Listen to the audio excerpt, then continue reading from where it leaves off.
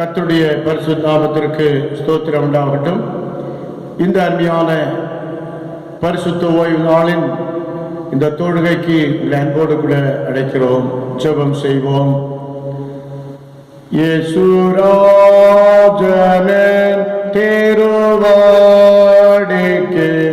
சரணம் சரணம் சரணம். ஆத்மநாதரின் மலரடிக்கு சரணம் சரணம் சரணம். பார்ப்போற்றும் தூய தூய தேவனே, ராஜாவே எங்கள் நாதனே, பயம் நீக்கும் துணையவுமானீரே, சரணம் சரணம் சரணம். இயேசுராஜனின் திருவடிக்கு சரணம் சரணம் சரணம். ஆத்மநாதரின் மலரடிக்கு சரணம் சரணம் சரணம். பலவீனம் யாவும் போக்கும் வல்லோரே, பலனீந்து பலக்கரம் பிடிப்பீரே, ஆவியாத்ம சரீரத்தை படைக்கிறேன், சரணம் சரணம் சரணம். இயேசுராஜனின் திருவடிக்கு சரணம் சரணம் சரணம். ஆத்மநாதரின் மலரடிக்கு சரணம் சரணம் சரணம். எங்களை அருமையாய் நேசித்து வழிநடத்துகிற நல்ல ஆண்டவரே, இந்த ஆசீர்வதிக்கப்பட்ட மனமகிழ்ச்சியான இந்த பரிசுத்த ஓய்வு நாள் இந்த காலை பொழுதுக்காக உம்மை துதிக்கிறோம் ஆண்டவரே, உம்மை ஸ்தோத்திரிக்கிறோம் அப்பா.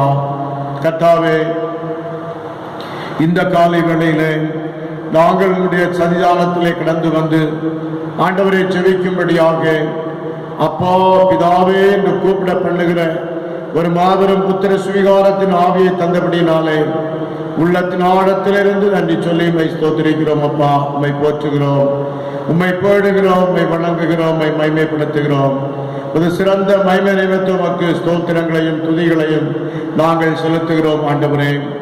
கர்த்தாவே, இந்த நாளில் ஆண்டவரே நாங்கள் காணொளி காட்சி மூலமாக ஆண்டவரே இந்த தேவனை ஆராதிக்கும்படியாக ஆண்டவரே வீடுகளிலே ஆங்காங்கு இருந்தவாறே ஆண்டவரே எல்லோரும் ஒன்றாக இணைந்து கர்த்தரை ஸ்தோத்திரிப்பதற்கு தேவன் தந்த மேலான கிருபைகளுக்காக உமக்கு ஸ்தோத்திரம் ஆண்டவரே. துரிதமாக ஆண்டவரே இந்த கொரோனா வைரஸ் ஆண்டவரே இந்த தொற்று செயலிழந்து போகும்படியாக நாங்கள் ஜெபிக்கிறோம் ஆண்டவரே. நாங்கள் ஆலயத்திலே கூடி கர்த்தரை ஒன்றாக ஸ்தோத்திரிக்க உம்மை மகிமைப்படுத்த கர்த்தர் தாமே எங்கள் ஒவ்வொருவருக்கும் கிருபை தர வேண்டும் என்று நாங்கள் ஜெபிக்கிறோம் ஆண்டவரே. குறிப்பாக ஆண்டவரே, எங்களுக்கு வேண்டிய ஆண்டவரே நன்மைகளை இந்த நாளிலே கர்த்தர் தருவீராக ஆண்டவரே. எத்தனையோ மக்கள் ஆண்டவரே தங்கள் வாழ்நாளிலே ஆண்டவரே இதை பார்க்காத ஒன்றை இப்பொழுது பார்த்து அதேறியப்பட்டு ஆண்டவரே மன பாதிப்பு அடைந்து உள்ளத்தில் குமுறல்கள் ஏற்பட்டு எத்தனையோ பேர் ஆண்டவர் நாளை தங்கள் வாழ்வுகளை மாய்த்து கொண்டிருக்கிறதான இந்த காலகட்டத்தில் கர்த்தாவே, நாங்களும் ஆண்டவரே தேவனே நீர் கொடுத்த சுகத்தினாலே பலத்தினாலே ஆண்டவரே உம்மை துதிக்கும்படியாக எங்களுக்கு நீர் கிருபை தந்தீரே, உமக்கு ஸ்தோத்திரம் ஆண்டவரே. தொடர்ந்து ஆண்டவரே இப்பொழுதும் தேவ பிரசன்னம் எங்களை ஆளுகை செய்யட்டும், தேவனுடைய மகிமையின் பிரசன்னம் எங்களை நிரப்பட்டும் என்று சொல்லி நாங்கள் ஜெபிக்கிறோம்.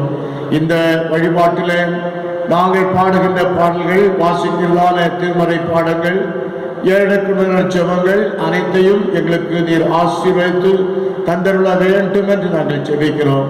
கண்மணியை போல எங்கள் ஆண்டவர் எங்களை பாதுகாத்து நடத்துகிறார்கள்.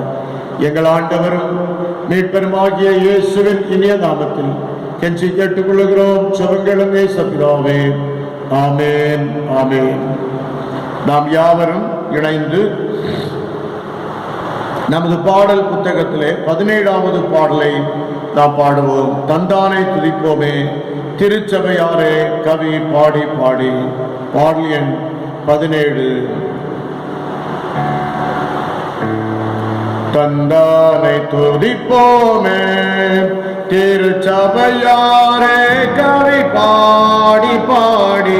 தந்தானை துதிப்போமே விந்தையாய் நாமக்கலந்த நந்த மனவிள்ளர் கரியதோ நன்மை மிக மிக. விந்தையாய் நாமக்கலந்த நந்த மனவிள்ளர் கரியதோ நன்மை மிக மிக.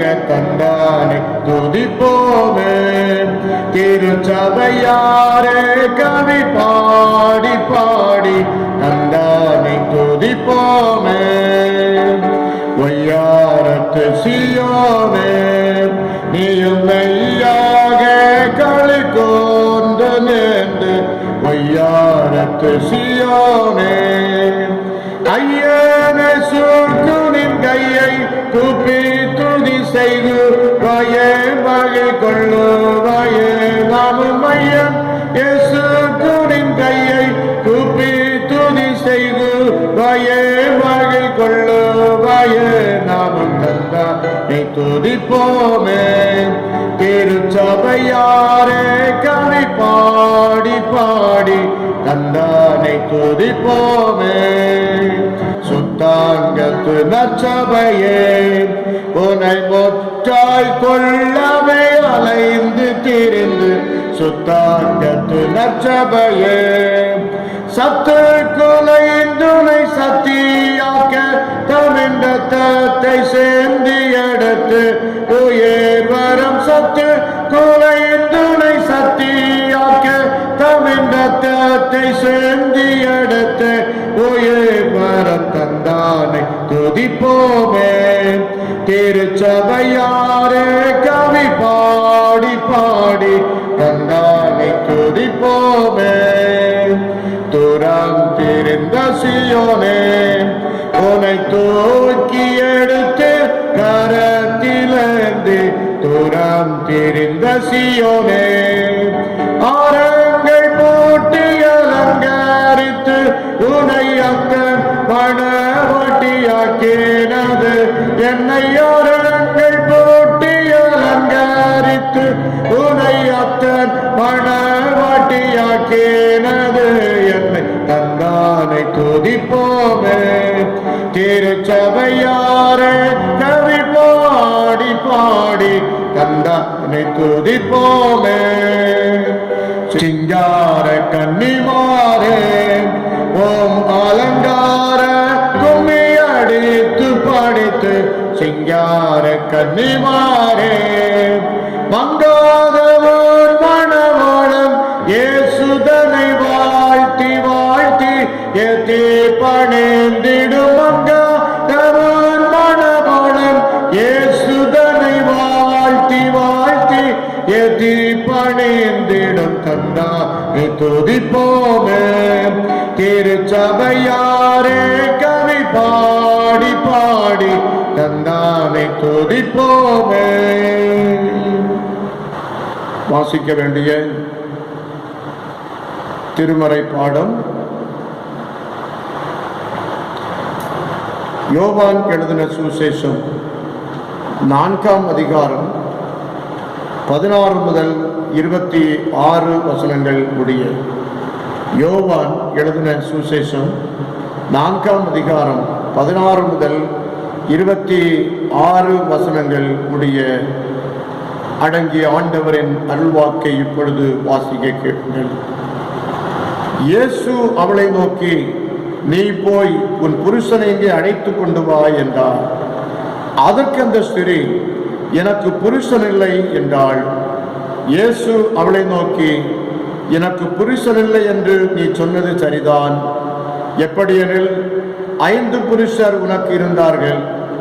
இப்பொழுது உனக்கு இருக்கிறவன் உனக்கு புருஷன் அல்ல, இதை உள்ளபடி சொன்னாய் என்றார். அப்பொழுது அந்த ஸ்திரீ அவரை நோக்கி, ஆண்டவரே, நீர் தீர்க்கதரிசி என்று காண்கிறேன். எங்கள் பிதாக்கள் இந்த மலையிலே தொழுது கொண்டு வந்தார்கள். நீங்கள் எருசலேமில் இருக்கிற ஸ்தலத்திலே தொழுது கொள்ள வேண்டும் என்கிறீர்களே என்றாள். அதற்கு இயேசு, ஸ்திரீயே, நான் சொல்லுகிறதை நம்பு. நீங்கள் இந்த மலையிலும் எருசலேமிலும் மாத்திரமல்ல, எங்கும் பிதாவை தொழுது கொள்ளும் காலம் வருகிறது. நீங்கள் அறியாததை தொழுது கொள்ளுகிறீர்கள், நாங்கள் அறிந்திருக்கிறதை தொழுது கொள்ளுகிறோம். ஏனென்றால் இரட்சிப்பு யூதர்கள் வழியாய் வருகிறது. உண்மையாய் தொழுது கொள்ளுகிறவர்கள் பிதாவை ஆவியோடும் உண்மையோடும் தொழுது கொள்ள காலம் வரும். அது இப்பொழுதே வந்திருக்கிறது. தம்மை தொழுது கொள்ளுகிறவர்கள் இப்படிப்பட்டவர்களாய் இருக்கும்படி பிதாவானவர் விரும்புகிறார். தேவன் ஆவியாய் இருக்கிறார். அவரை தொழுது கொள்ளுகிறவர்கள் ஆவியோடும் உண்மையோடும் அவரை தொழுது கொள்ள வேண்டும் என்றார். அந்த ஸ்திரீ அவரை நோக்கி, கிறிஸ்து எனப்படுகிற மேசியா வருகிறார் என்று அறிவேன். அவர் வரும்போது எல்லாவற்றையும் நமக்கு அறிவிப்பார் என்றாள். அதற்கு இயேசு, உன்னுடனே பேசுகிற நானே அவர் என்றார் என்பதே. வாசிக்க வேண்டிய திருமறை பாடங்கள் வாசித்தாயிற்று. கிறிஸ்துவுக்கு மகிமை உண்டாவதாக. ஆமென். இப்பொழுதும் கிறிஸ்துவுக்குள் பிரியமான தேவ பிள்ளைகளே, ஆண்டவராகிய இயேசுவின் திருநாமத்திலே உங்கள் அனைவரையும் வாழ்த்துகிறேன். இந்த நாளில் நாம் இருக்கின்ற இடங்களில் அமர்ந்து ஆண்டவருடைய வார்த்தையை தியானித்து இந்த தொழுகையில் நாம் பங்கெடுப்போமாக. எல்லோரும் இணைந்து இந்த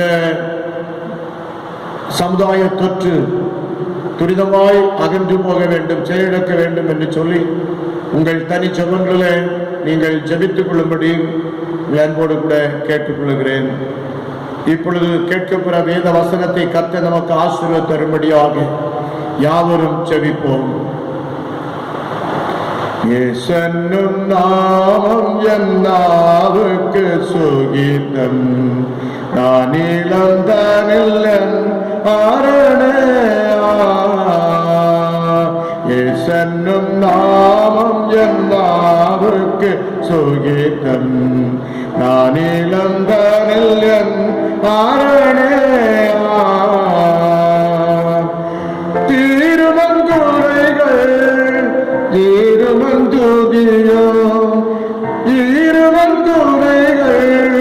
துதிக்கவும் பெயரும் இயேசுவின் நாமம் என் நாவுக்கு சுகீதம், நான் இளங்கனில் ஆரணே. இயேசுவின் நாமம் என் நாவுக்கு சுகீதம், நான் இளங்கனில் ஆரணே. அன்பின் ஆண்டவரே, நல்ல வேளைக்காய் துதிக்கிறோம். ஆண்டவரே, இப்பொழுது நாங்கள் பேசுகிற தியானிக்க போகிற வேத வசனங்களை எங்களுக்கு ஆசீர்வதித்தார். நீ பேசும் நாங்கள் கேட்கிறோம். அடியனுடைய வாயின் வார்த்தைகளும் இருதயத்தில் தியானம் கர்த்தருடைய சமூகத்திலே பிரியமாயிருப்பதாக. ஆமென், ஆமென். இந்த நாளிலே தியானிக்கும்படியாக தெரிந்து கொள்ளப்பட்ட தலைப்பு, வழிபாடு மக்களுடைய நம்பிக்கையின் கொண்டாட்டம். வழிபாடு மக்களின் நம்பிக்கையின் கொண்டாட்டம் என்று சொல்லக்கூடிய தலைப்பில் இன்றைக்கு நாம் வேத வசனங்களை தியானிக்க போகிறோம். அதற்கு ஆதாரமாக தெரிந்து கொள்ளப்பட்ட வேத வசனம் நாம் வாசிக்க கேட்ட யோவான் எழுதின சுவிசேஷம் 4ஆம் அதிகாரம் 24ஆம் வசனம். யோவான் 4ஆம் அதிகாரம் 24ஆம் வசனம். தேவன் ஆவியாயிருக்கிறார், அவரை தொழுது கொள்ளுகிறவர்கள் ஆவியோடும் உண்மையோடும் அவரை தொழுது கொள்ள வேண்டும் என்றார். தேவன் ஆவியாயிருக்கிறார், அவரை தொழுது கொள்ளுகிறவர்கள் ஆவியோடும் உண்மையோடும் அவரை தொழுது கொள்ள வேண்டும் என்றார். பிரியமான தேவ பிள்ளைகளே, இன்றைக்கு நாம் ஒவ்வொரு நாளும் கிறிஸ்தவர்களுடைய வாழ்க்கையில ஆராதனை மிக முக்கியமான ஒன்றாக இருக்கிறது. அதுவும் ஞாயிற்றுக்கிழமைகளிலே நமக்கு மிக முக்கியமான ஒரு நாளாக இருக்கின்றது. ஆண்டவரை ஆராதிப்பதற்கு நாம் ஆலயங்களிலே கடந்து செல்லுகின்ற ஒரு நாளாக இந்நாள் இருக்கின்றது. குறிப்பாக ஆராதனை என்று சொல்லுகின்றோம். ஆராதனை என்று சொல்லும்போது இது சமஸ்கிருதம் சார்ந்த ஒரு வார்த்தை. ஏன்னு சொன்னால் இன்றைக்கு வேதாகமத்திலே நாம் பார்க்கும்போது கூட அநேக சமஸ்கிருத வார்த்தைகள் மற்றும் மற்ற மொழிகளை சார்ந்த வார்த்தைகள் இந்த திருமறையிலே இடம்பெற்றிருக்கிறதை நாம் அறிவோம். அந்த வகையில் இன்று ஆராதனை என்று சொல்லும்போது அதற்கு தமிழிலே நாம் என்ன சொல்லுகிறோம்? தொழுகை அல்லது வழிபாடு என்று நாம் எடுத்துக் கொள்ளுகின்றோம். உண்மையாய் தொழுது கொள்ளுகிறவர்கள் அவரை ஆவியோடும் உண்மையோடும் கடவுளை நாம் தொழுது கொள்ள வேண்டும் என்று ஆண்டவர் சொல்லுகின்றார். ஆவியோடும் உண்மையோடும் என்று சொல்லும் போது அங்கு முழு மனதோடு, முழு உற்சாகத்தோடு, முழு பலத்தோடு நாம் ஆண்டவரை தொழுது கொள்ள வேண்டும் என்று கடவுள் விரும்புகின்றார். அருமையானவர்களே, ஒருவர் கடவுளை நேரடியாக சந்திப்பது மிக அரிதான ஒரு காரியம். ஆனால் கடவுள் தன்னோடு கூட இருக்கின்றார், நம்மோடு கூட இருக்கின்றார், நம்மோடு கூட உடன் இருக்கின்றார், உடன் பயணிக்கின்றார், நாம் எங்கு சென்றாலும் நம்மோடு உடன் வருகின்றார் என்பதை நாம் உணர்ந்து கொள்ள முடியும். அவருடைய உடனிருப்பை, அவருடைய பிரசன்னத்தை நாம் நன்கு உணர்ந்து கொள்ள முடியும் என்று சொல்லி நாம் அறிந்திருக்கிறோம். அவ்வாறு என்னை படைத்தவர் ஒருவர் இருக்கிறார், என்னை நேசிக்கிறவர் ஒருவர் இருக்கிறார், எனக்கு உதவி செய்வதற்கு ஒருவர் இருக்கின்றார் என்பதை நாம் நினைத்து அவரை நோக்கி நாம் பார்க்கின்றோம். ஆகவே தான் என்பது மக்களின் நம்பிக்கையின் வெளிப்பாடுதான் என்று சொல்லி, வழிபாடு என்று சொல்லி நாம் பார்க்கிறோம். அது ஒரு கொண்டாட்டமாக வெளிப்பட வேண்டும். அது ஒரு கொண்டாட்டமாக ஒருவர் வெளிப்பட வேண்டும். ஏன்னு சொன்னால் கடவுள் என்னை படைத்திருக்கின்றார், என்னை படைத்து எனக்கு வேண்டிய எல்லாவற்றையும் கடவுள் சந்திப்பதற்கு அவர் நிச்சயமாகவே வல்லமையுள்ளவராய் இருக்கின்றார் என்பதை நாம் நன்கு அறிந்து கொள்ளக்கூடியவர்களாய் இருக்க வேண்டும். ஆகவே அருமையானவர்களே, வழிபாடு அல்லது கோயில் இல்லாத ஊரில் குடியிருக்க வேண்டாம் என்பது ஒரு பழமொழி சொல்லுவார்கள். இந்த அனுபவம் நம் மனிதர்களாகிய நம்முடைய வாழ்க்கையில வெளிப்படும் போது நாம் என்ன செய்வோம் என்று சொன்னால் வழிபாடு கொண்டாட்டமாக அமையும் என்பதிலே சந்தேகமில்லை. பிரியமானவர்களே, ஆகவே சங்கீதக்காரன் சொல்லும் போது 122ஆம் சங்கீதத்தில் கர்த்தருடைய ஆலயத்திற்கு போவோம் வாருங்கள் என்று எனக்கு அவர்கள் சொன்ன போது மகிழ்ச்சியாயிருந்தேன் என்று சொல்லுகின்றார். இன்றைக்கு ஆலயத்திற்கு செல்ல வேண்டும் என்பது எல்லோருக்கும் ஒரு மகிழ்ச்சிக்குரிய காரியம். ஆனால் தற்கால சூழ்நிலையில நாம் எல்லோருக்கும் தெரிந்தபடி இந்த வைரஸ் தொற்றின் நிமித்தமாக சமூக இடைவெளியை பாதுகாப்பதற்காக நாம் அந்த அரசாங்கத்தின் உத்தரவை ஏற்று நாம் ஆங்காங்கே வீடுகளில் இருந்து தேவனை ஆராதித்துக் கொண்டிருக்கின்றோம், வழிபட்டு கொண்டிருக்கின்றோம், தேவனை தொழுது கொண்டு வருகிறோம் என்று சொல்லி நாம் பார்க்கின்றோம். ஆனால் இன்றைக்கு நாம் ஆலயத்திற்கு வரும்போது எப்படி வர வேண்டுமா? பக்தியோடு வர வேண்டும் என்று ஆண்டவருடைய வார்த்தை நமக்கு சொல்லுகின்றது. இதை குறித்து எப்பொழுது வழிபாடு அல்லது ஆராதனை மக்களின் கொண்டாட்டமாக அமையும் என்பதை குறித்து நாம் இப்பொழுது பார்க்க போகிறோம். ஏசாயா தீர்க்கதரிசியின் புஸ்தகம் 6ஆம் அதிகாரம் 1ஆம் வசனத்திலே நாம் இவ்விதமாய் வாசிக்கிறோம். உசியா ராஜா மரணமடைந்த வருஷத்தில் ஆண்டவர் உயரமும் உன்னதமான சிங்காசனத்தின் மேல் வீற்றிருக்க கண்டேன். அவருடைய வஸ்திர தொங்கலால் தேவாலயம் நிறைந்திருந்தது. பிரியமான தேவ பிள்ளைகளே, எப்பொழுது என்று சொன்னால் உசியா ராஜா மரணமடைந்த வருஷத்தில் ஆண்டவர் உயரமும் உன்னதமான சிங்காசனத்தில் வீற்றிருக்க கண்டேன். அவருடைய வஸ்திர தொங்கலால் தேவாலயம் நிறைந்திருந்தது என்று சொல்லி அங்கு பார்க்கின்றோம். அருமையானவர்களே, வழிபாடு என்று சொல்லும் போது அது இறைவனுடைய பிரசன்னத்தை உணரக்கூடிய ஒரு இடம், தேவனுடைய பிரசன்னத்தை உணரக்கூடிய ஒரு இடம். இந்த ஏசாயா ஒரு நல்ல ஒரு திருக்காட்சியை காண்கின்றார். என்னவென்று சொன்னால், ஆண்டவர் உயரமும் உன்னதமான சிங்காசனத்தின் வீட்டிற்கு கண்டேன், வஸ்திர தொங்கலால் தேவாலயம் நிறைந்திருந்தது. அப்போ ஆண்டவருடைய பிரசன்னம் எங்க இருக்கின்றது? தேவாலயங்களிலே வழிபட நாம் செல்லும் போது அங்கு தேவனுடைய பிரசன்னம் இருக்கிறது. தேவனுடைய பிரசன்னத்தை நாம் ஒருவன் உணராத பட்சத்தில் அந்த ஆராதனை அவனுக்கு பயனளிக்காது. அதற்கு நாம் என்ன செய்ய வேண்டும்? நாம் நம்மை ஆலயத்திற்கு வரும்போது நம்மை ஆயத்தப்படுத்தி கொண்டு வர வேண்டும். இன்றைக்கு ஆண்டவர் என்ன எனக்கு கொடுக்க போகின்றார், ஆண்டவர் எனக்காக என்ன வைத்திருக்க போகிறார் என்பதை நாம் மனதிலே கொண்டு நாம் ஆண்டவரே, நான் தேவாலயத்திற்கு செல்லுகின்றேன், என் நடையை நான் காத்துக்கொண்டு நான் தேவாலயத்திலிருந்து இந்த இறை பிரசன்னத்தை நான் உணர வேண்டும் என்று சொல்லி நாம் விரும்புவோமானால் நிச்சயமாகவே கர்த்தருடைய பிரசன்னம் அங்கு இறங்கி வரும். இந்த நாளில் ஏசாயா ஒரு இறை காட்சி காண்கின்றார். எப்பொழுது உசியா ராஜா மரணமடைந்த வருஷத்திலே 2 நாளாகவும் எடுத்தவர்கள் என்னோடு கூட சேர்ந்து தியானிக்கலாம். 2 நாளாகவும் 26ஆம் அதிகாரம் 16ஆம் வசனம். அங்கு உசியா ராஜாவை பற்றி சொல்லப்பட்டிருக்கிறது. அவன் பலப்பட்ட போது, யாரு? உசியா ராஜா பலப்பட்ட போது தனக்கு கேடுண்டாகும்படி அவனுடைய மனம் மேட்டிமையாகி தன் தேவனாகிய கர்த்தருக்கு விரோதமாக மீறுதல் செய்து தூபபீடத்தின் மேல் தூபம் காட்ட கர்த்தருடைய ஆலயத்துக்குள் பிரவேசித்தான். காரணம், அவன் மனம் மேட்டிமையாகிவிட்டது. தூபபீடத்தின் மேல் தூபம் காட்டுவதற்கு அவருடைய மனம் மேட்டிமையாகி அங்கு பலிபீடத்திலே பிரவேசிக்கின்றார். அங்கு தூபம் காட்டுடைய வேலை யாருடைய வேலை? ஆசாரியனுடைய வேலை. பலி செலுத்துகிற வேலை யாருடைய வேலை? ஆசாரியனுடைய வேலை. ஆனால் இவனுடைய மனம் மேட்டிமையாகி என்ன செய்கின்றான்? அங்கு பலிபீடத்திலே உள்ளே போய் பிரவேசிக்கின்றான். ஆசாரியன் செய்ய வேண்டிய பணியை அவன் செய்கின்றான். இன்றைக்கும் சில சபைகளை பார்க்கும்போது நான் செய்ய வேண்டும் என்று சொல்லி தன்னை முன்னிலைப்படுத்தி நிற்கின்ற மக்கள் கூட்டம் உண்டு. பிரியமானவர்களே, வழிபாடு ஆராதனை என்று சொல்லும் போது அங்கு தூபம் காட்டுகிற வேலை அல்லது ஆராதனை நடத்துகிற வேலை ஆசாரியனுக்குரியது என்று சொல்லி நாம் பார்க்கிறோம்.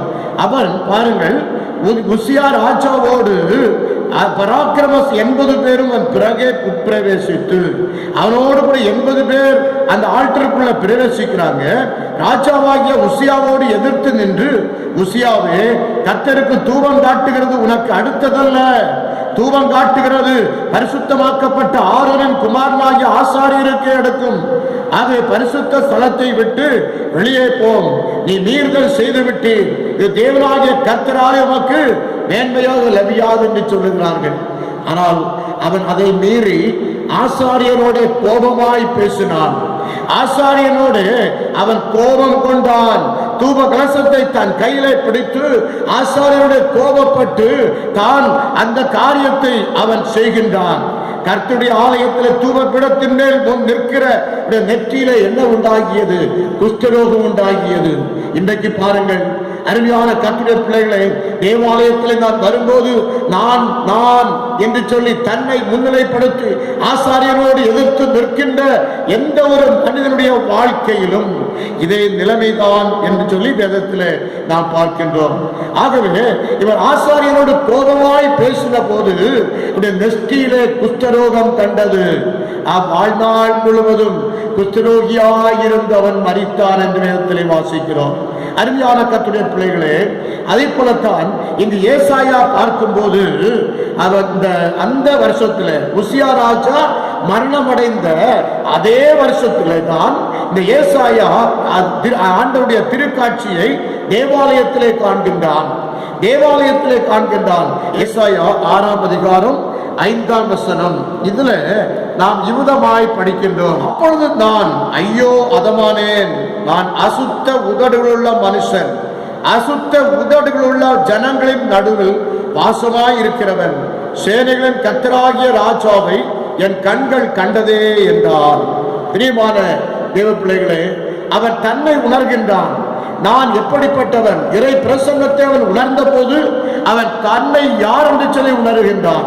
ஐயோ அதமானேன், நான் அசுத்த உதடுகள் உள்ள மனுஷன், ஐயோ நான் அழிந்தேன், தேவனுடைய திருக்காட்சி நான் கண்டேனே, நான் அழிந்து போவேனே, தேவன் எப்படி பயங்கரமானவர் என்பதையெல்லாம் அவன் அங்கு தன்னுடைய உள்ளத்திலிருந்து அவன் சொல்லுகின்ற வார்த்தைகளாக இது இருக்கின்றது என்று சொல்லி நாம் பார்க்கிறோம். ஆகவே தொழுகை என்று சொல்லும் போது, அல்லது வழிபாடு என்று சொல்லும் போது, ஆலயத்திலே வந்து நாம் வழிபடும் போது அந்த ஆலயத்தில் நான் யார் என்பதை நாம் அறிந்து கொள்ள வேண்டும்.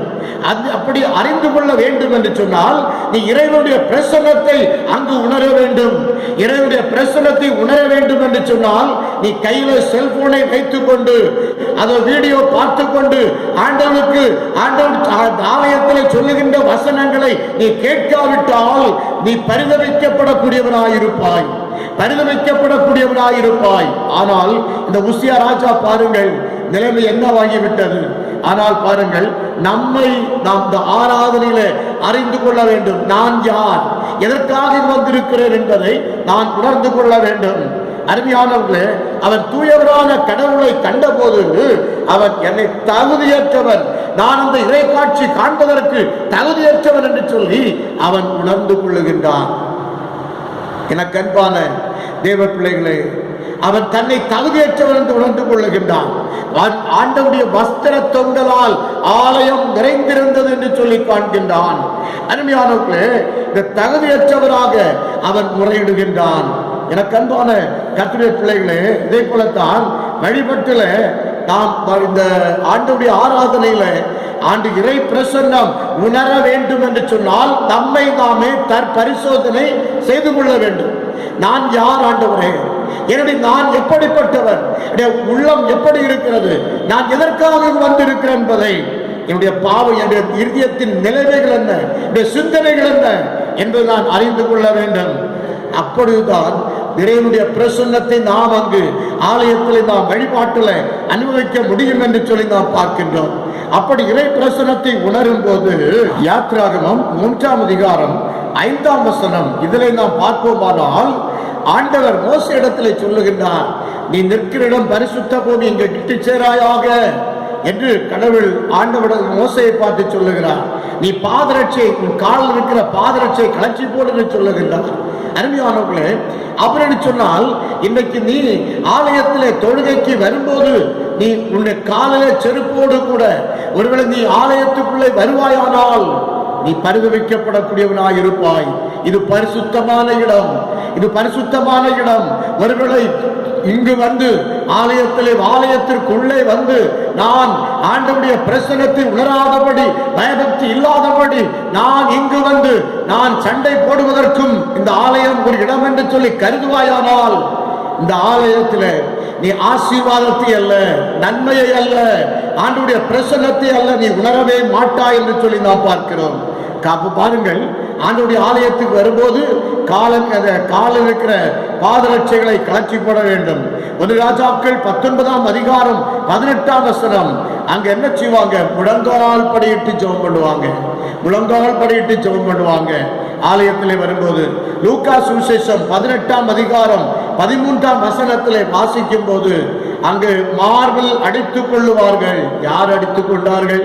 அங்கு ஆயக்காரன் பரிசேனும் ஆலயத்திற்கு ஜெபிக்க செல்லுகின்றார்கள். அங்கு ஜெபிக்க சொல்லும் போது ஆயக்காரன் எப்படி ஜெபிக்கின்றான்? தேவனே தன்னுடைய மார்பில் அடித்துக் கொண்டு, தேவனே பாவியாகிய என் மேல் கிருபையாயிரும் என்று சொல்லி அவர் ஜெபிக்கின்றான். தேவனே பாவியாகிய என் மேல் கிருபையாயிரும் என்று சொல்லி ஜெபிக்கின்றான். அதே போல யாத்ராகமத்தின் புஸ்தகம் 3ஆம் அதிகாரம் 6ஆம் வசனம், ஏசாயா 6ஆம் அதிகாரம் 2ஆம் வசனம் இவைகளெல்லாம் வாசிக்கும் போது அவர்கள் முகத்தை மூடிக்கொள்ளுவார்கள் என்று சொல்லப்படுகின்றது. ஏசாயா 6:2. சேராபீன்கள் அவருக்கு மேலாக நின்றார்கள், அவர்களில் ஒவ்வொருவருக்கும் அவ்வாறு சட்டைகள் இருந்தன. அவனவன் 2 சட்டைகளால் தன் முகத்தை மூடி, 2 சட்டைகளால் தன் கால்களை மூடி, 2 சட்டைகளால் பறந்து என்று சொல்லி அங்கு சொல்லப்படுகின்றது. அப்போ முகத்தை மூடிக்கொள்ளுகின்றவர் என்று சொன்னால் கடவுள் பிரகாசமானவர், அவர் புனிதமானவர், அவருடைய பிரகாசம் எப்படிப்பட்டது அதை நான் பார்ப்பதற்கு முகம் எம்மாத்திரம் என்று சொல்லி அவன் நினைக்கின்றான். தன்னுடைய முகத்தை மூடிக்கொள்வார். அப்படிப்பட்ட ஒரு பயபக்தி அங்கு காணப்படுகின்றதை நாம் அறிந்திருக்கின்றோம். அங்கு எப்படி இறைவனுடைய பிரசன்னத்தை நீ உணரும் போது அங்கு நீ ஒன்றுமே இல்லை. நீ கடவுளுடைய சமூகத்தில் நீ உன்னை மேன்மைப்படுத்துவதற்கு, நீ உன்னை உயர்த்துவதற்கு அது ஒன்றுமே இல்லை. இறைவனுடைய பிரசன்னம் அப்படிப்பட்டது என்று சொல்லி நாம் பார்க்கின்றோம். ஆதியாகமம் 17ஆம் அதிகாரம் 13ஆம் வசனம் பார்க்கும் போது அங்கு முகங்குப்புற விடுவார்கள் என்று சொல்லப்படுகிறது. நாங்கள் ஒன்றுமில்லை என்று சொல்லி அவர்கள் உணர செய்கின்றார்கள் என்று சொல்லி நாம் பார்க்கின்றோம். அருமையானவர்களே, தேவனே பாவியாகி என்மேல் கிருபையாயிரும் என்று சொல்லி கர்த்தருடைய சமூகத்திலே நம்மை தாழ்த்துவோமா? ஐயோ நான் அதமானேன் என்று சொல்லி ஏசாயா சொல்லுகிறார். அதமானேன் சொன்னால் அழிந்து போனேன் என்று அர்த்தம். ஆகவே என்னை பார்த்த எவரும் உயிரோடு இருக்க கூடாது என்று சொல்லி ஒருவனை அவன் நினைக்கின்றான். கடவுளை அவன் தரிசித்த அவன் எப்படி ஐயா நான் உயிரோடு இருப்பேன், ஆண்டவரை பார்த்து விட்டேனே, பிரகாசம் பிரசன்னம் எவ்வளவு பயங்கரமானது என்பதை உணர்ந்து கொள்ளுகின்றான். யாம் பிரியமான தேவ பிள்ளைகளே, யாத்திராகமம் 33ஆம் அதிகாரம் 20ஆம் வசனம் இதிலே நாம் வாசிப்போம் என்று சொன்னால், ஆண்டவரின் வார்த்தையினால் கடவுள் ஏசாயாவின் அச்சத்தை போக்குகின்றார், ஆம் தூய்மைப்படுத்துகின்றார். ஏசாயா 6ஆம் அதிகாரம் 7ஆம் வசனம், ஏசாயா 6:7 இந்த இடத்திலும் இதை நாம் வாசிக்கிறோம். அதனால் என் வாயை தொட்டு இதோ இது உதடுகளை தொட்டதினால் உன் அக்கிரமம் நீங்கி உன் பாவம் நிவர்த்தியானது என்றார். பாருங்கள், உதடுகளை தொட்டு அக்கிரமம் நீங்கி நிவர்த்தியானதினால் உன் பாவம் நிவர்த்தியானது என்று சொல்லி அங்கு சொல்லப்படுகின்றது. இறை பிரசன்னத்தை நீ உணராத பட்சத்திலே நீ ஒரு பாவி. இறைவனுடைய பிரசன்னத்தை நீ ஆலயத்திலே உணராத பட்சத்திலே நீ பாவி என்று சொல்லி நான் கட்டாயம் என்று சொல்ல முடியும்.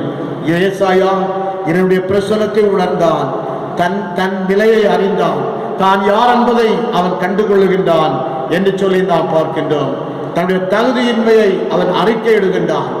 தான் இறைவனுடைய திருக்காட்சியை பார்ப்பதற்கு எவ்வளவு பேரும் தான் தகுதியல்ல உள்ளவன் அல்ல என்பதை அவன் உணர்ந்து கொண்டு அதை அறிக்கை செய்கின்றான்.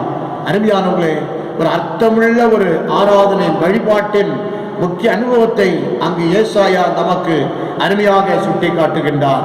இரண்டாவது, வழிபாடு என்பது இறை காட்சி கண்டு கொண்டாடுதல். இறைவனுடைய காட்சியை நாம் கண்டு கொண்டாடுகின்ற ஒரு அனுபவம்.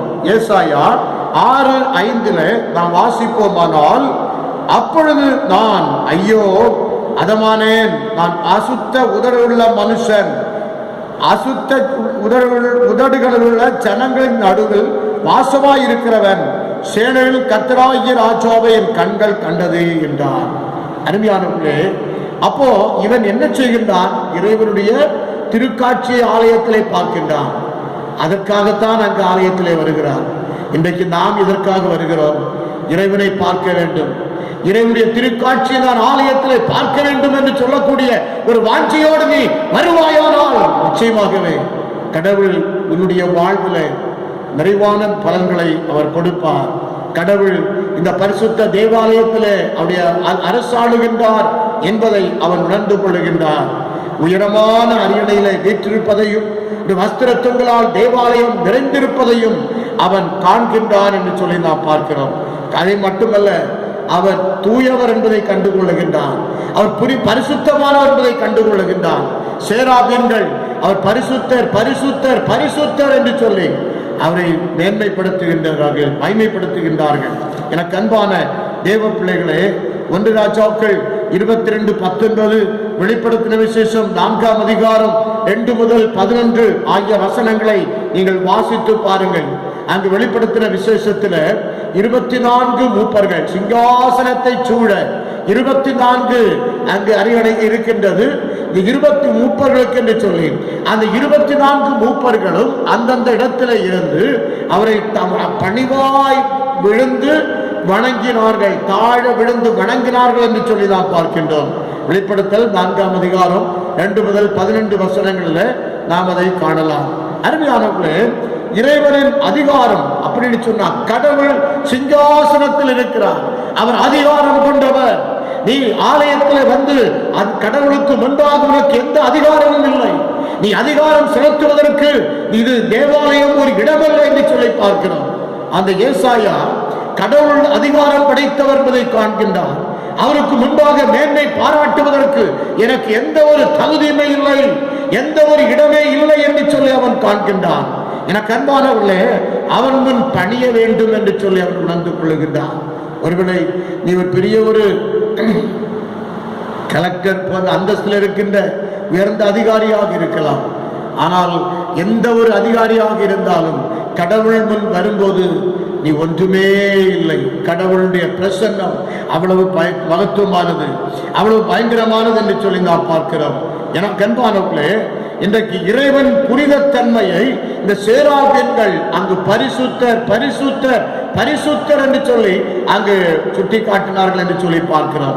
ஏசாயா 6:3 ஒருவரிடம் நோக்கி சேனைகளின் கர்த்தர் பரிசுத்தர் பரிசுத்தர் பரிசுத்தர், பூமி அனைத்தும் அவருடைய மகிமையால் நிறைந்திருக்கிறது என்று கூப்பிட்டு சொன்னார்கள். அவர்கள் பாருங்கள், அவருடைய மகிமையை அங்கு கூப்பிட்டு சொல்லுகின்றார்கள் என்று சொல்லி பார்க்கின்றோம். அதே போல வெளிப்படுத்துகிற விசேஷம் 4ஆம் அதிகாரம் 2ஆம் வசனம் தொடர்ந்து வருகின்ற அந்த வசனங்களை எல்லாம் நீங்கள் வாசித்து பாருங்கள். இந்த நாம் வெளிப்படுத்தின விசேஷம் 4ஆம் அதிகாரம் இதிலிருந்து ஒரு வசனத்தை மாத்திரம் உங்கள் மத்தியில நான் வாசிக்கிறேன்.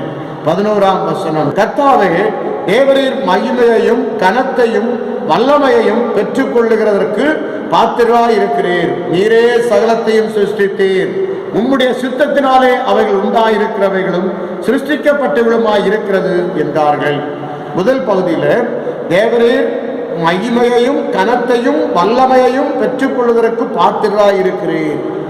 பாருங்கள், அவரே கனத்திற்குரியவர். மற்றவர்கள் எல்லாரும் நாம் ஒரு கனவீனமான பாத்திரமாக இருக்கலாம். கடவுள் சமூகத்தில் நீ வருவாயானால் கர்த்தர் அவர் கனப்படுத்துவார். அவர் உன் இருதயத்திலே வரும்போதுதான் நீ கனமடைய முடியும், நீ கனமடைய முடியும் என்று சொல்லி அவங்க பார்க்கின்றோம். பிரியமானவர்களே, இந்த இறைவனுடைய காட்சியை கண்ட ஏசாயா என்ன செய்கிறார்? ஆண்டவரே, இதோ நான் இருக்கிறேன், அடியனை அனுப்பும் என்று சொல்லுகின்றான். அடியனை அனுப்பும் என்று சொல்லி இந்த ஏசாயா சொல்லுகின்றார். தன்னை ஒப்படைக்கின்றார், தன்னை அர்ப்பணிக்கின்றார். ஆராதனையில இந்த ஒப்படைப்பு தேவை, இந்த அர்ப்பணிப்பு தேவை. ஏசாயா தன்னை அர்ப்பணிக்கிறார், தன்னை ஒப்பு கொடுக்கின்றார். ஆகவே இறை காட்சி பெறுவதற்கு, இறைவனுடைய காட்சியை பெறுவதற்கு நாம் ஒப்படைப்போடு அர்ப்பணிப்போடு நாம் ஆண்டவரை ஆராதிக்க வேண்டும். அந்த ஒப்படைப்பு அல்லது அர்ப்பணம் நமக்குள்ளே இருக்கிறதா என்பதை நாம் சிந்தித்து பார்ப்போம். அருமையான கர்த்தருடைய பிள்ளைகளை, ஆண்டவரை நாம் வழிபடுகிறோம் என்று சொன்னால் தேவன் தந்த ஒரு பணிவிடை, தேவன் நமக்கு தந்த ஒரு பணிவிடை. இதுல இறைமக்களாகிய நம்முடைய ஒப்படைப்பு அதி முக்கியத்துவம் பெறுகிறதா இருக்கின்றது.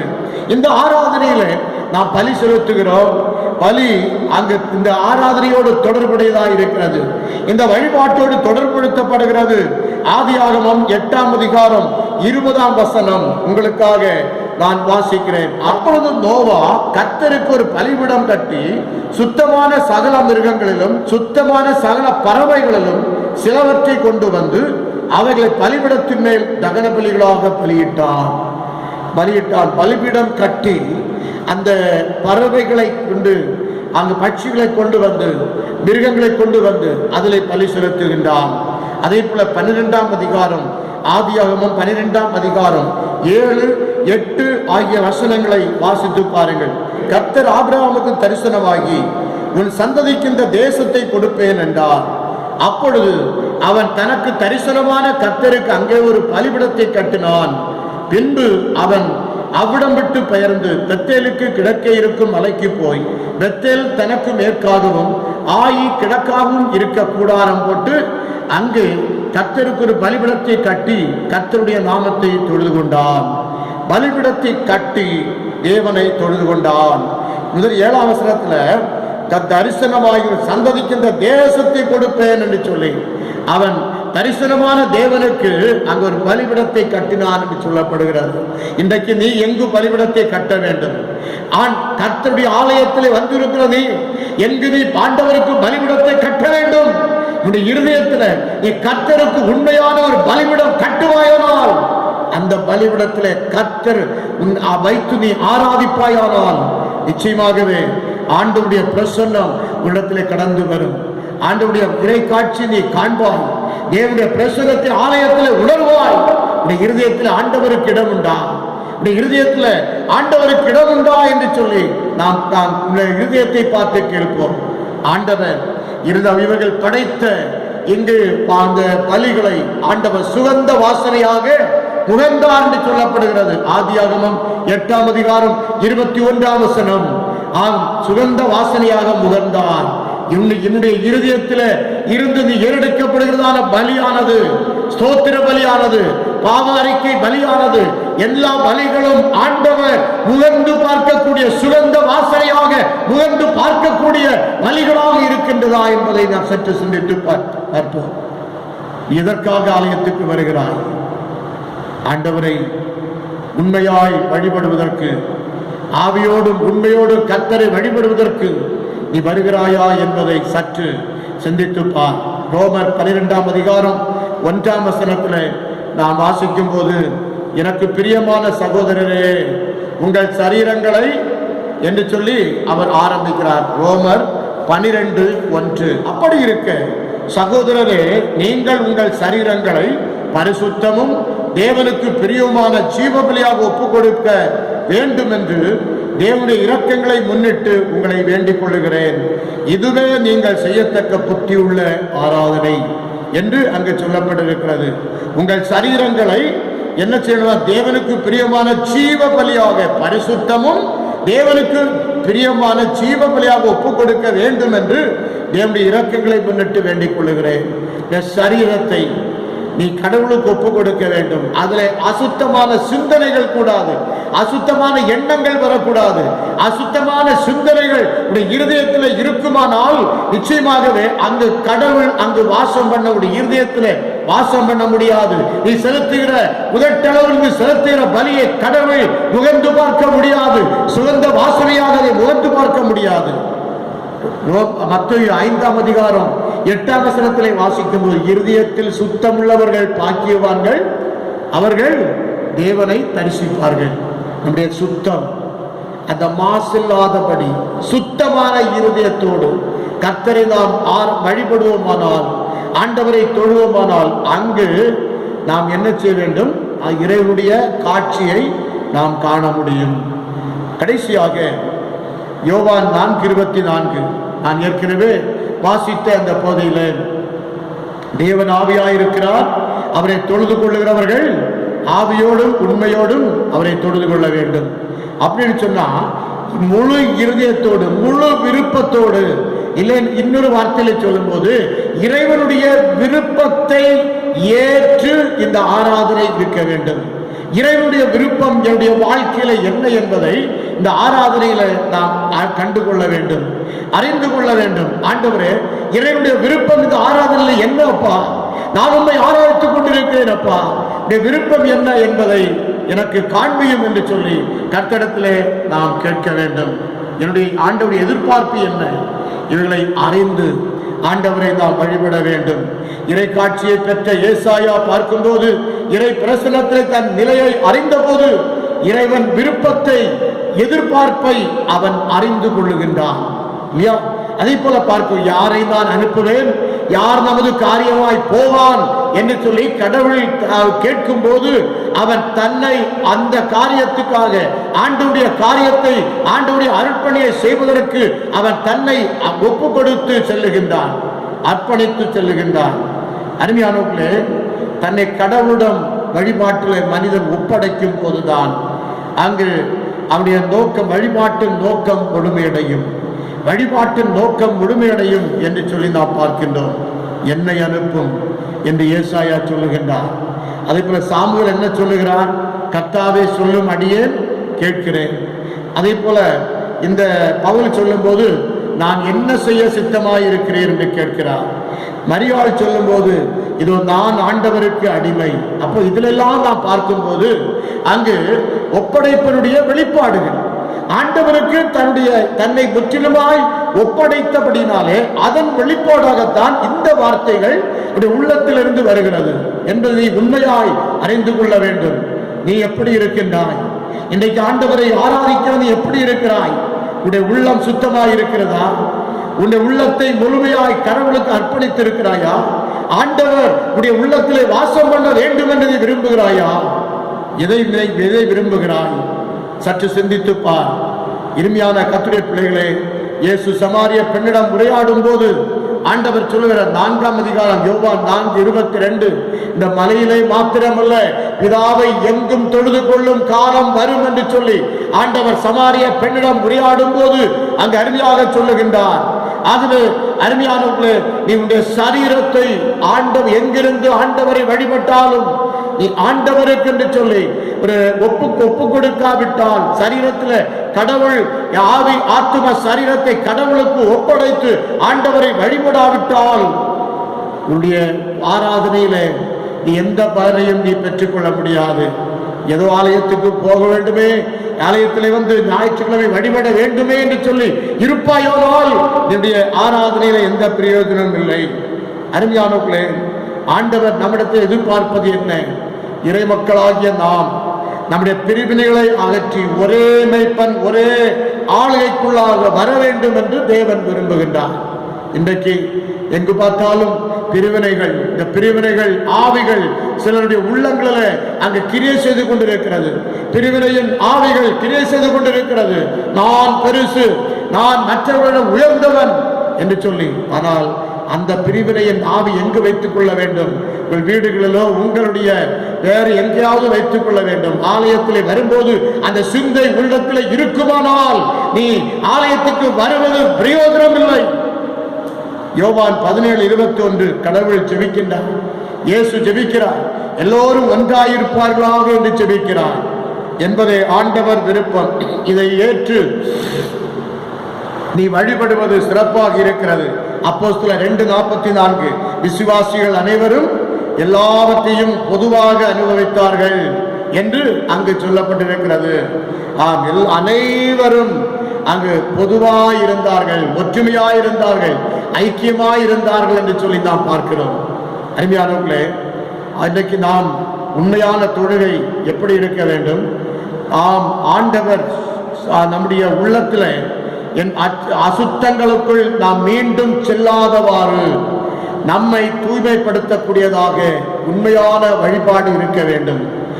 உண்மையான வழிபாடு பாவ விஷத்தை நமக்குள்ளிருந்து வேறறுத்து மீண்டும் தூய வாழ்வு வாழ துணை செய்யக்கூடியதாக உண்மையான வழிபாடு இருக்க வேண்டும். உண்மையான வழிபாடு இறை விருப்பத்தை ஏற்று அதை நிறைவேற்ற நம்மை தூண்டக்கூடியதாக இருக்க வேண்டும். கடவுளை வழிபடுவோர் ஆவியோடும் உண்மையோடும் அவரை தொழுது கொள்ள நம்மை அர்ப்பணம் செய்வோம். கடவுள் தாமே அப்படிப்பட்ட வாழ்வு வாழ, அப்படிப்பா கர்த்தர் ஆவியோடும் உண்மையோடும் கர்த்தரை ஆராதிக்க தேவன் நமக்கு அருள் புரிவாராக. ஆமேன், ஆமேன். இப்பொழுது முக்கியமான ஒரு அறிவிப்பு.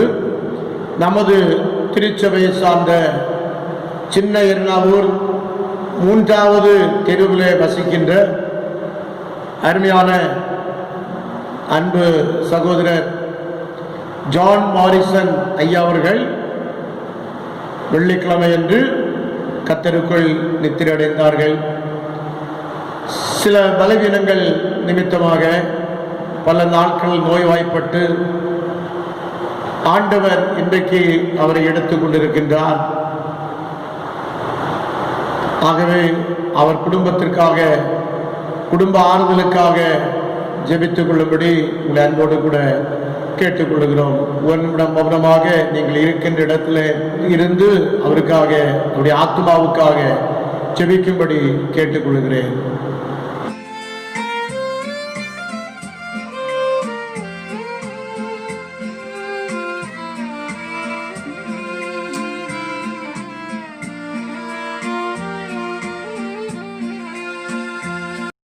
கிருபையுள்ள ஆண்டவரே, அருமையான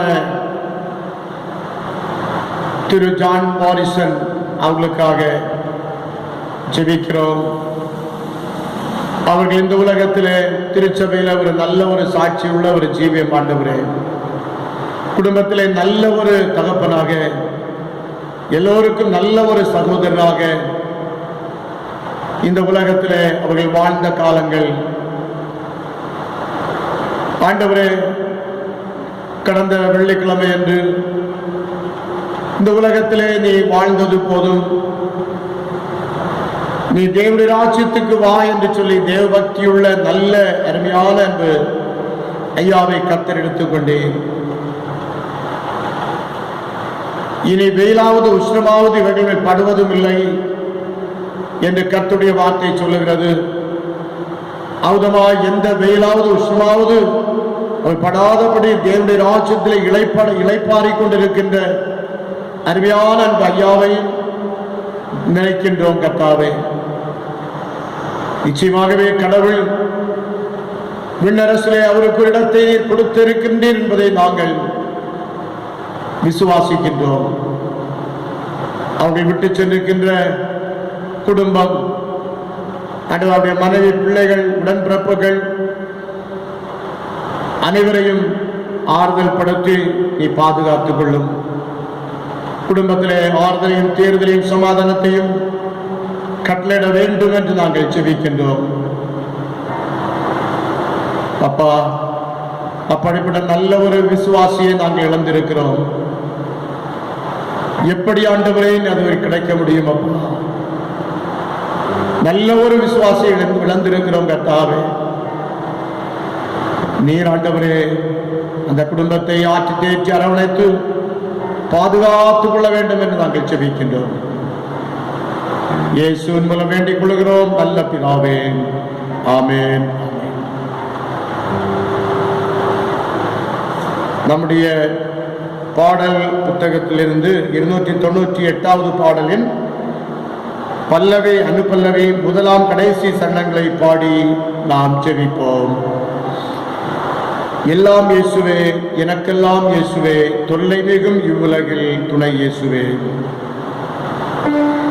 எல்லாம் இயேசுவே, எனக்கெல்லாம் இயேசுவே, தொல்லை மிகும் இவ்வுலகில் துணை இயேசுவே. தொல்லை மிகும் இவ்வுலகில் துணை இயேசுவே. ஆயனும் சகாயனும் நேயனும் ஓவாயனும், ஆயனும் சகாயனும் நேயனும் ஓவாயனும், நாயனுமான கண்பான ஞானமான வாழனும். எல்லாம் இயேசுவே, எனக்கெல்லாம் இயேசுவே, தொல்லை மிகும் இவ்வுலகில் துணை இயேசுவே. தொல்லை மிகும் இவ்வுலகில் துணை இயேசுவே. ஆன ஜீவ ஆத்மமும் ஆவலும் அன்காவலும், ஆன ஜீவ ஆத்மமும் ஆவலும் அன்காவலும், ஞான கீதமும் சாதுரம் நாட்டமும் கொண்டாட்டமும். எல்லாம் இயேசுவே, எனக்கெல்லாம் இயேசுவே, தொல்லை மிகும் இவ்வுலகில் துணை இயேசுவே. தொல்லை மிகும் இவ்வுலகில் துணை இயேசுவே. ஜெபிப்போமாக. அன்பின் கடவுளே, நல்ல வேளைக்காய் உம்மை துதிக்கிறோம். உம்மை தொழுது கொள்ளுகிறவர்கள் ஆவியோடும் உண்மையோடும் அவரை தொழுது கொள்ள வேண்டும் என்று கர்த்தர் சொல்லியிருக்கின்றேன். பிதாவை எங்கும் தொழுது கொள்ளும் காலம் வரும். இந்த மலையிலே மாத்திரமல்ல, பிதாவை எங்கும் தொழுது கொள்ளும் காலம் வரும் என்று சொல்லியிருக்கின்றேன். ஆண்டவரே, ஆராதனை வழிபாட்டில் நாங்கள் இறை பிரசன்னத்தை உணர வேண்டும் என்று நீர் எங்களுக்கு போதித்திருக்கின்றீர். ஏசாயா இறைவனுடைய பிரசன்னத்தை உணர்ந்தான். அவன் இறைவனுடைய பிரசன்னத்தை உணர்ந்த போது இறைவனுடைய காட்சியை ஆலயத்திலே கண்டான். அவர் பரிசுத்தர், எவ்வளவு பரிசுத்தமானவர் என்பதை உணர்ந்தான். அருமையான இந்த வேளையிலும் நாங்களும் இந்த கர்த்தரை ஆராதிக்கின்றதான இந்த வேளையிலே தேவனுடைய சமூகத்திற்கு முன்பாக நாங்கள் எதுவும் இல்லையப்பா, நாங்கள் ஒன்றுமில்லையப்பா என்பதை உணர்ந்து கொள்ளக்கூடிய உணர்வை எங்களுக்கு ஆண்டவர் தர வேண்டும் என்று நாங்கள் ஜெபிக்கின்றோம். ஆண்டவரே, கர்த்தாவே, மட்டுமல்ல ஆண்டவரே, மெய்யாகவே நாங்கள் தற்பரிசோதனை செய்து கொள்ள வேண்டும் என்று சொல்லி கர்த்தர் எங்களுக்கு சொன்னீர். எங்களுடைய அசுத்தமான நினைவுகள், சிந்தனைகள், தீய எண்ணங்கள் ஆண்டவரை அங்கு எல்லாம் எங்களை விட்டு அகற்ற வேண்டும். ஆண்டவரை உண்மையாய் நாங்கள் வழிபட்டு ஆண்டவரை இறை காட்சி கண்டு இறை ஒப்படைப்பு நாங்கள் முற்றிலுமாய் செய்து எங்கள் முழு ஒப்படைப்போடு அர்ப்பணிப்போடு கர்த்தரை ஆராதிக்கும் போது நிச்சயமாகவே தேவ பிரசன்னத்தினாலே எங்களை கர்த்தர் நிறைத்து நடத்துகின்றேன். இதற்காக கோடான கோடி ஸ்தோத்திரங்களையும் துதிகளையும் நாங்கள் செலுத்துகிறோம். இப்பொழுதும் ஆண்டவரே, இந்த வாரத்திலே பிறந்த நாள் மற்றும் திருமண நாளை காண்கின்ற அன்பு சகோதர சகோதரிகள் அனைவரையும் நினைவு கூறுகின்றோம். கர்த்தாவே, ஒவ்வொருவரையும் கர்த்தர் ஆசீர்வதித்தருளும். ஒவ்வொருவரும் கர்த்தர் ஆளுகை செய்யும், ஒவ்வொருவரையும் பலப்படுத்தும். ஆண்டவர் தாமே இன்னும் அநேக பிறந்த நாட்கள் மற்றும் திருமண நாட்களை கண்டு தேவனுக்கு சாட்சியாய் எழும்பி பிரகாசிக்க கர்த்தர் கிருபை தாரும். எங்கள் தந்தை பேராயிருக்காக, பிரதம பேராயிருக்காக, சென்னை பேராயிருக்காக, பேராய கமிஷனர்கள், அங்கு போதகர்கள், இன்னும் ஒவ்வொரு ஊழியக்காரர்களுக்காகவும் நாங்கள் செபிக்கின்றோம். ஆண்டவரை ஒவ்வொரு ஐஎம்எம் மிஷனரிமார்களுக்காக செபிக்கின்றோம். ஐஎம்எம் ஊழியங்களை கர்த்தர் ஆசீர்வதித்தருளும். ஆண்டவரை ஒவ்வொருவரையும் ஆண்டவர் பலப்படுத்தும். ரட்சிக்கப்படுகிற ஒவ்வொரு பிள்ளைகளும் இந்த கொடிய காலத்தில் விசுவாசத்திலே உறுதியாய் நிலைத்திருக்கத்தக்கதாக கர்த்தர் கிருபை தாரும். விசேஷமாக ஆண்டவரே, எங்களிடத்திலே காணப்பட்ட குற்றங்கள், குறைவுகள் எல்லாவற்றையும் ஆண்டவர் எங்களுக்கு தயவாய் மன்னித்தருள வேண்டும் என்று நாங்கள் செபிக்கின்றோம். துதி கனம் மகிமை உமக்கே செலுத்துகிறோம். எங்கள் ஆண்டவரும் மீட்பரும் ஆகிய இயேசுவின் மூலம் வேண்டிக் கொள்ளுகிறோம். ஜெபங்களும் நேச பிதாவே, ஆமென். ஆசீர்வாதம் நமது கர்த்தராகிய இயேசு கிறிஸ்துவின் கிருபையும் பிதாவாகிய தேவனுடைய அன்பும் பரிசுத்த ஆவியானவருடைய ஐக்கியமும் வழிநடத்துதலும் நம் அனைவரோடும் இன்றும் என்றும் சதா காலங்களிலும் நிலைத்திருப்பதாக. ஆமென். ஆமென்.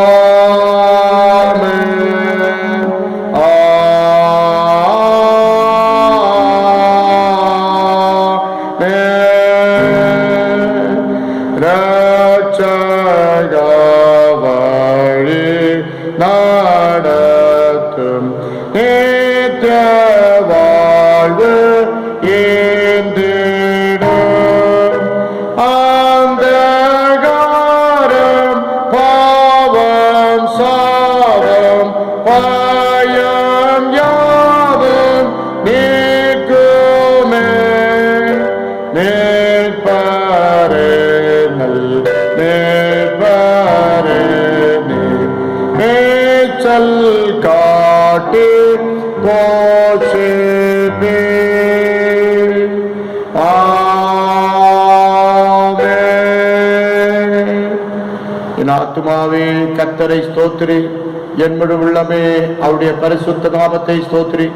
என் ஆத்துமாவே கர்த்தரை ஸ்தோத்திரி, அவர் செய்த சகல உபகாரங்களையும் மறவாதே.